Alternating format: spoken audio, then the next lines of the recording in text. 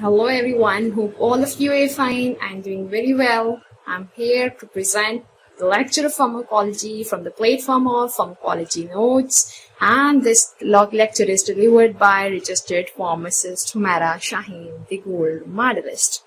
So today's topic is direct acting sympathomimetic drugs. What are sympathomimetic drugs?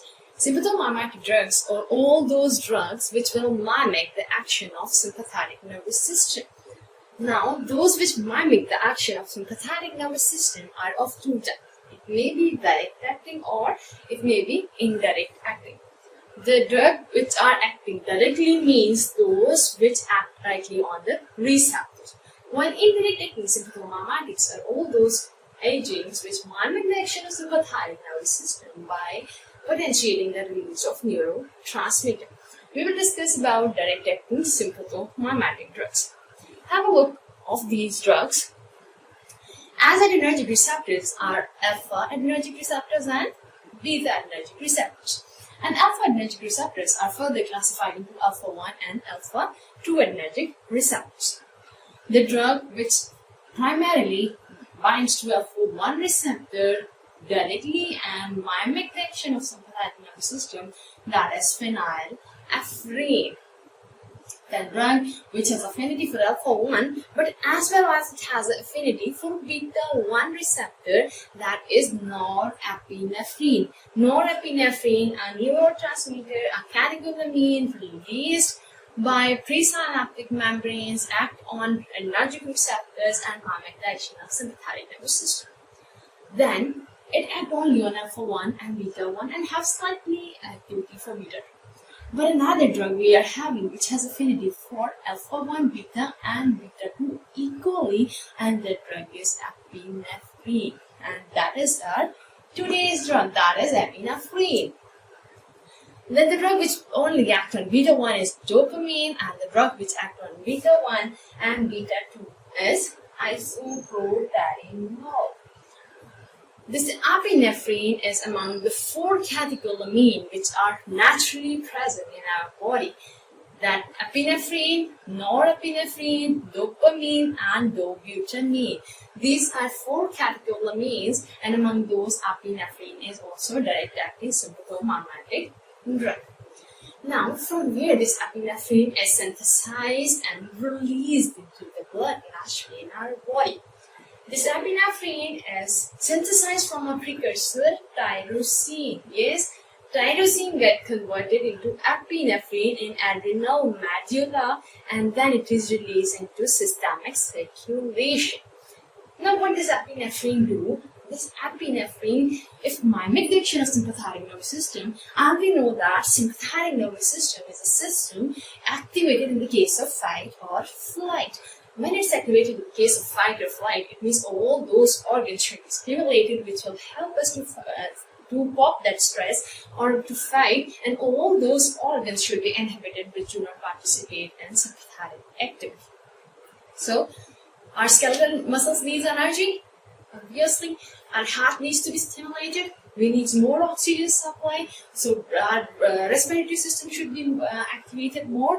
But our skin don't need at that time more energy, and we don't need that as such skin functions. So the skin circulation will be reduced or cause vasoconstriction and decreases the skin supply, as well as to the viscera, because we need a more supplies to the vital organs. So that supply will be decreased from these organs, and it will supply to all those which will help us to cope the stress.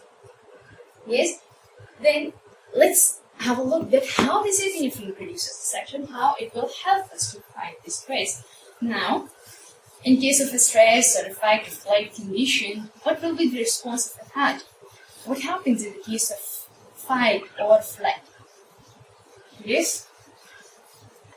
In the case of fight or flight, or in the case of an emergency, or in the case when our sympathetic nervous system is activated, then our cardiovascular system needs it to be stimulated. So we will see the actions from cardiovascular system.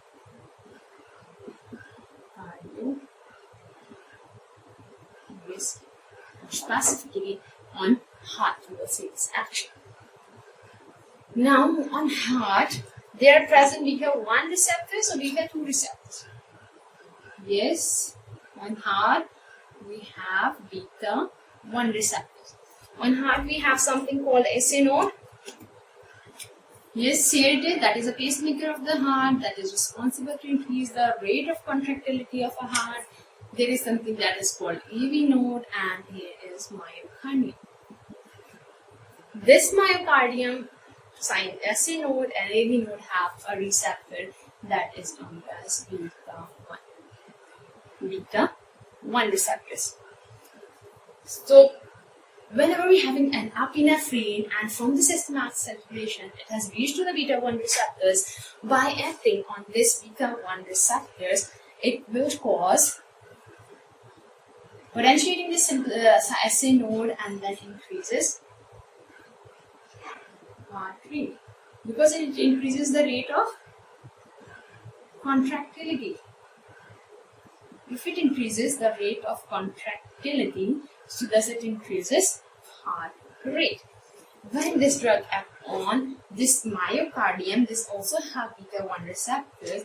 Here it will act as that it will produce increased stroke volume because it increases contractility.